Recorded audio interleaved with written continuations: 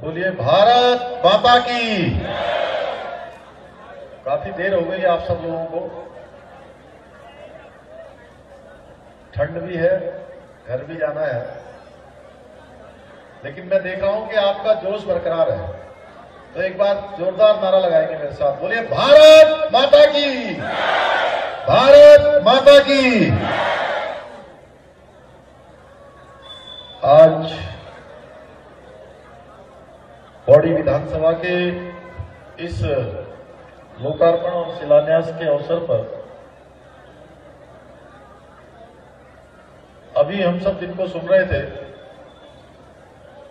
उत्तराखंड सरकार के स्वास्थ्य मंत्री, उच्च शिक्षा मंत्री, आपदा प्रबंधन मंत्री, प्रोटोकॉल के मंत्री, सहकारिता के मंत्री और आप सबके बीच में लगातार जिनका प्रवास रहता है, ऐसे आदरणीय डॉक्टर धन सिंह रावत जी और आप सबके अत्यंत ही प्रिय आप सब लोग ने जिनको अपना पैरोकार बनाकर, जिनको अपना वकील बनाकर इस क्षेत्र की सेवा करने का मौका दिया, सेवा करने का अवसर प्रदान किया, ऐसे हमारे इस क्षेत्र के लोकप्रिय विधायक भाई मुकेश कोहली जी,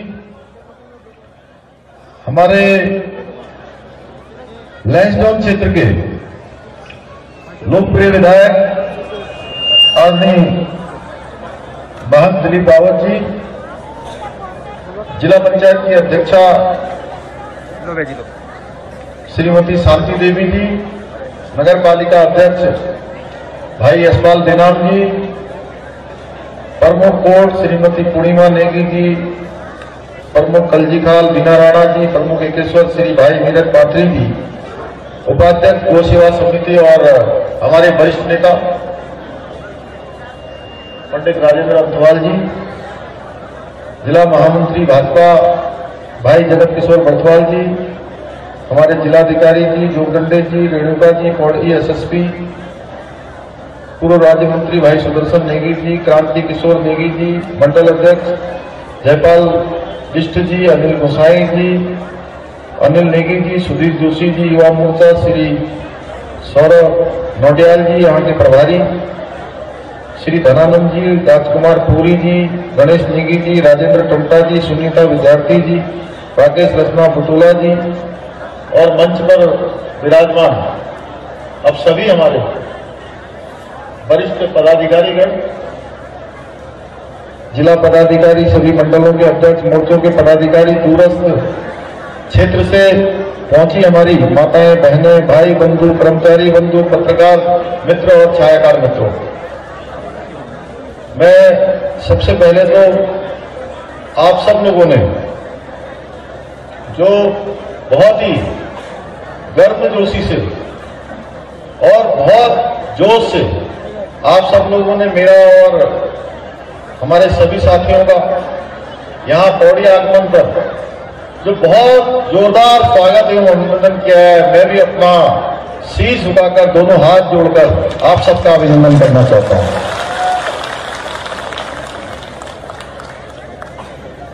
आज जो हमारी पौड़ी, ये सांस्कृतिक नगरी पौड़ी पर आने पर मैं अभिभूत हूं। मैं देख रहा हूं पहले दिन में एक कार्यक्रम में, एक दिन 2 कार्यक्रमों में मैं इस मैदान में आया था। एक कार्यक्रम में श्री टीपीएस रावत जी का जब यहां से नामांकन हुआ था, जनरल खंडूरी साहब ने जब उस समय विधानसभा का चुनाव लड़ा था भूमा कोट से, उनका नामांकन हुआ था, इसी प्रांगण में मैं आया था। एक बार परिवर्तन यात्रा का कार्यक्रम था, उस समय मैं पौड़ी आया था। लेकिन आज मैं देख रहा हूं कि आप सब लोग बहुत बड़ी संख्या में आए हैं और आज यहां पर बहुत सारी योजनाओं का लोकार्पण और शिलान्यास यहां पर हुआ है।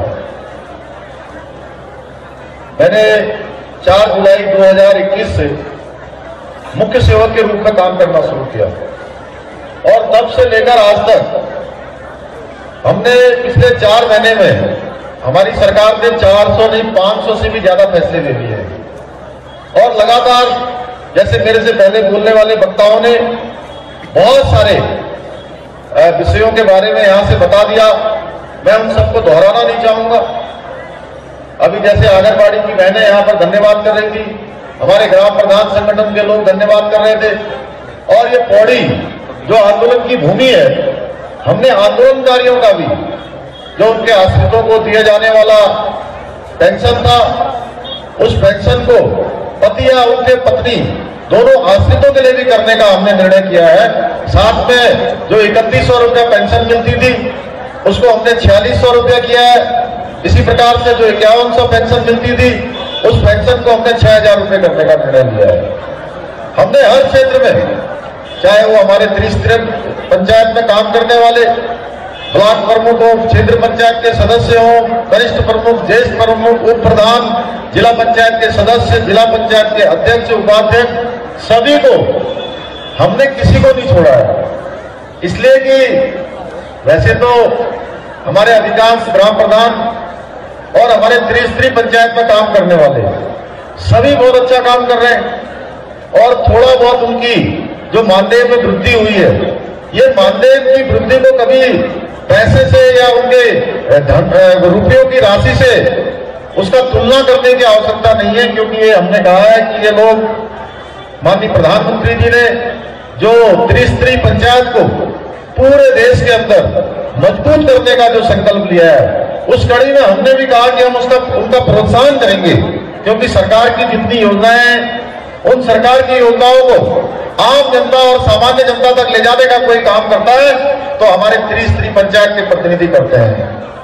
तो इसलिए हमने तय किया कि हमारी सरकार उनका प्रोत्साहन करेगी।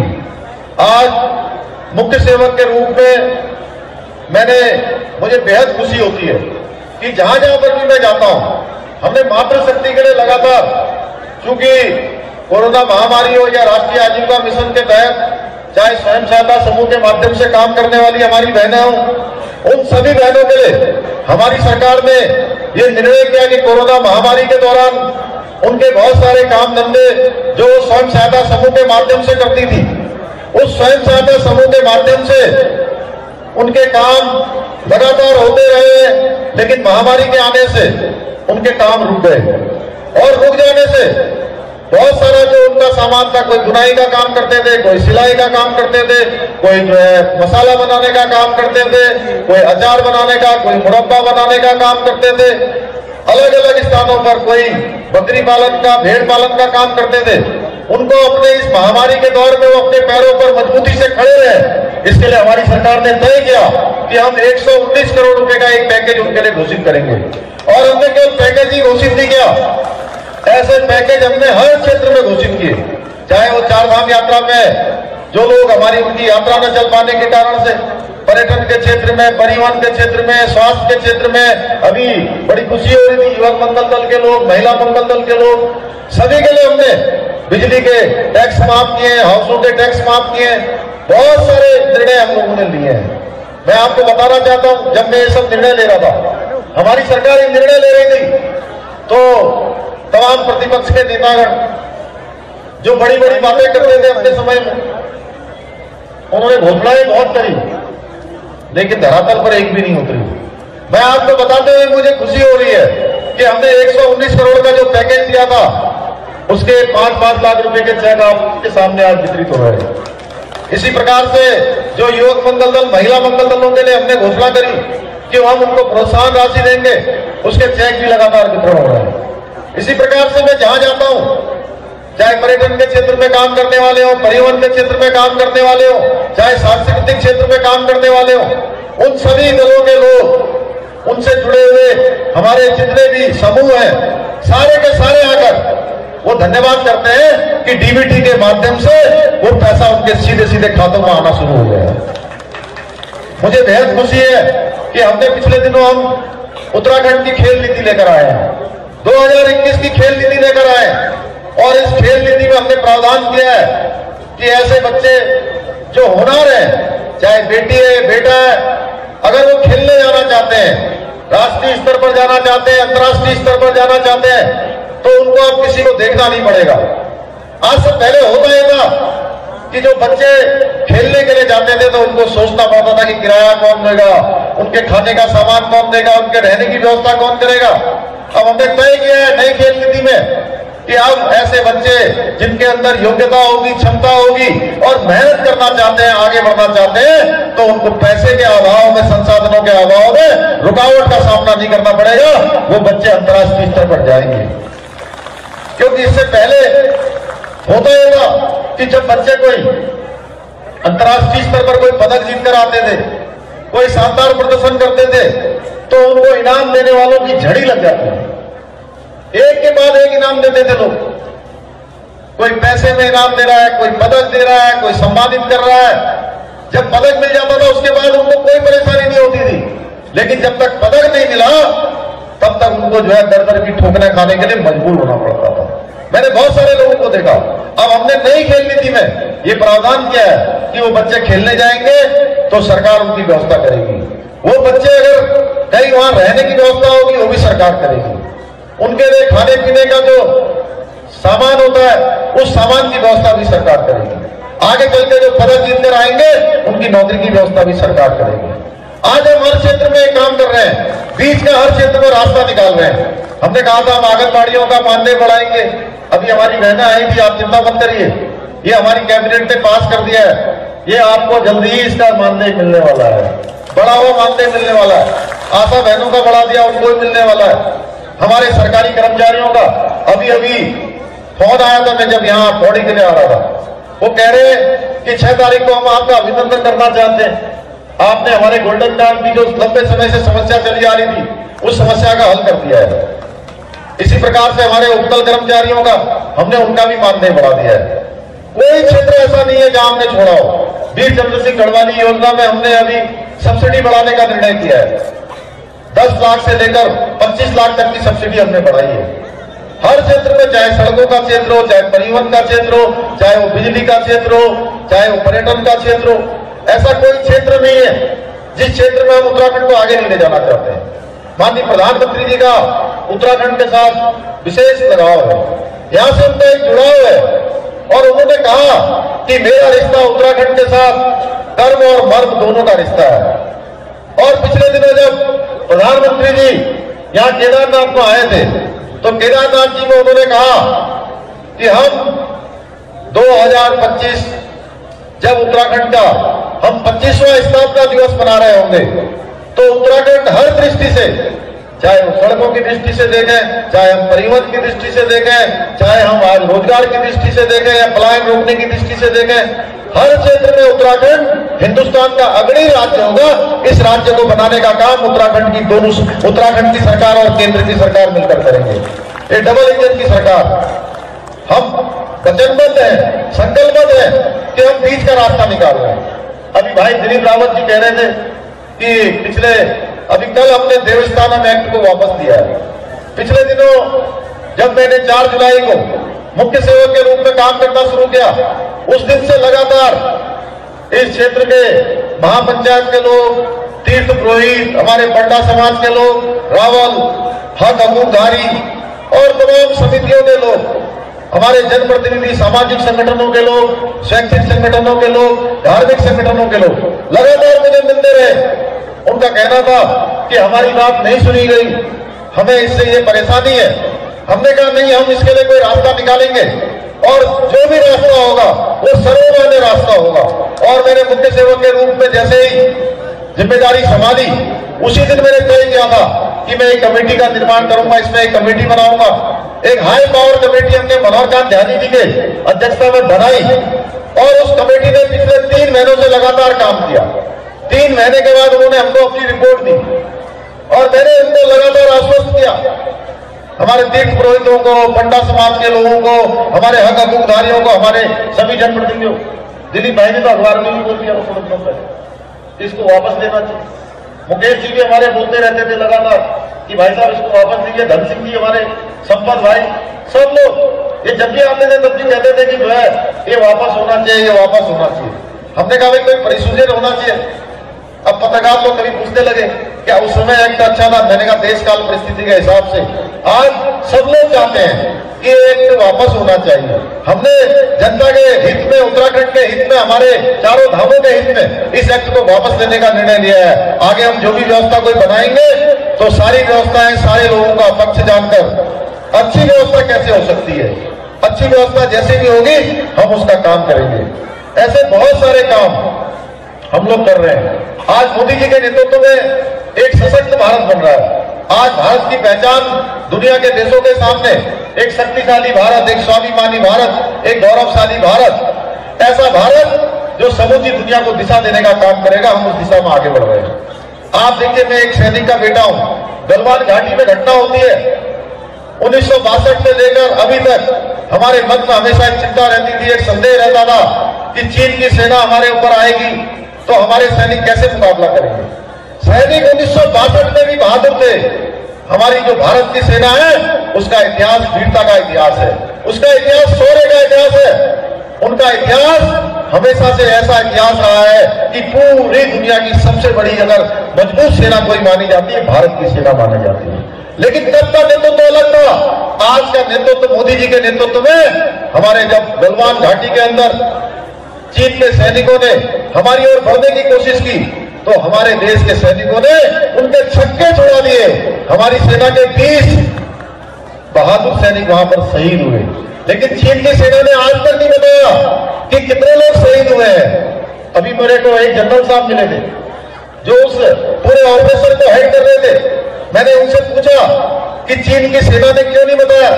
बोले चीन की सेना उतनी बहादुर नहीं है जितना उनके बारे में कहा जाता था, और उनने 100 से भी ज्यादा सैनिकों को हमारे सैनिकों ने वहां पर ढेर करने का काम किया था। आज मजबूत भारत मोदी जी के नेतृत्व में आगे बढ़ रहा है। आज कोई भी सेना हो, दूसरे देशों की सेना हो, आतंकवादी हो, अलगाववादी हो, जिहादी हो, वो हमारे देश की ओर अगर आंख उठाकर भी देखते हैं तो उनको जो है पीछे लौटाने का काम कोई करती, मुंहतोड़ जवाब देने का काम हमारी भारत की सेना कर रही है। क्योंकि आज मोदी जी के नेतृत्व में सेना का मनोबल बढ़ा है। पहले की सेना के समय में क्या होता था?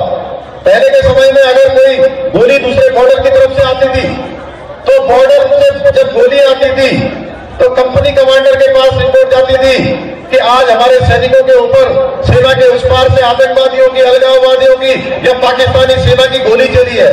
इसका निर्णय कैसे होगा? इसके निर्णय के लिए कंपनी कमांडर पूछते थे अपने ब्रिगेडियर से। ब्रिगेड में जाती थी बात, ब्रिगेड से डिप में जाती थी और डिप से कमांड में जाती थी, और उसके बाद वो कमांड से मंत्रालय में जाती थी, और मंत्रालय में फैसला होते होते कई दिन लग जाते थे। इससे सेना का मनोबल लगातार कम हो रहा था, सेना का मनोबल गिर रहा था। जो हमारे वीर सैनिक 24 घंटे सेनाओं की रक्षा के लिए वहां पर तत्पर रहते हैं, उनका मनोबल गिरना स्वाभाविक था। मोदी जी के आने के बाद सबसे पहला काम क्या हुआ? सबसे पहला काम ये हुआ कि ये निर्णय हो गया कि अब गोली अगर किसी पार से आएगी, उस पार से आएगी, चाहे इस पार से आएगी, तो गोली का जवाब देने के लिए किसी से पूछने का इंतजार नहीं करना पड़ेगा, बल्कि गोली का जवाब गोली से दिया जाएगा। कि पहली बार मोदी जी के नेतृत्व में हुआ। हमारे जो सैनिक सियाचिन के अंदर, कश्मीर के अंदर -40 डिग्री तापमान में काम करते हैं। मैंने बहुत सारे लोगों को देखा, हमारे गांवों में देखा, आसपास देखा, बर्फ में एक कीड़ा होता है, वो कीड़ा लग जाता था उनके पैरों में और पैर काटने पड़ते थे। और उनके बूट खरीदने के लिए सेना को कई सालों साल तक इंतजार करना पड़ा। अच्छी वर्दी खरीदने के लिए जो बर्फ में पहनी जाती है उसके लिए भी सालों साल इंतजार करना पड़ा। अगर ये काम भी अगर किसी के समय में पूरा हुआ तो 2014 में जब देश के प्रधानमंत्री के रूप में नरेंद्र मोदी जी ने शपथ ली तो सबसे पहला सेना की वर्दी और बूट खरीदने का जो ऑर्डर था रुका हुआ था उसको पास करने का काम हुआ। इसी प्रकार से वन रैंक और वन पेंशन ये मोदी जी के नेतृत्व में 40 साल बाद किसी सरकार ने देने का काम किया तो मोदी जी की सरकार ने किया। आज हम मोदी जी के पद चिन्हों पर चलते हुए बहुत सारे कामों पर काम कर रहे हैं। अभी यहाँ पर मैं देख रहा था महालक्ष्मी किट योजना के तहत हमने अपनी बहनों को ये प्रोत्साहन के रूप में किट देने का काम किया। ये किट की तरह हमने जो है वात्सल्य योजना चलाई है। वात्सल्य योजना में भी हमने जो बच्चे अनाथ हो गए हैं, उनके माता पिता में से, कमाने वालों में से कोई नहीं रहे इस दुनिया में, तो उन बच्चों के भरण पोषण के लिए हमारी सरकार ने 3000 रुपए की व्यवस्था की है। आगे जब 35 साल के बच्चे हो जाएंगे तो उन बच्चों को 5% क्षैतिज आरक्षण देने की व्यवस्था करी है।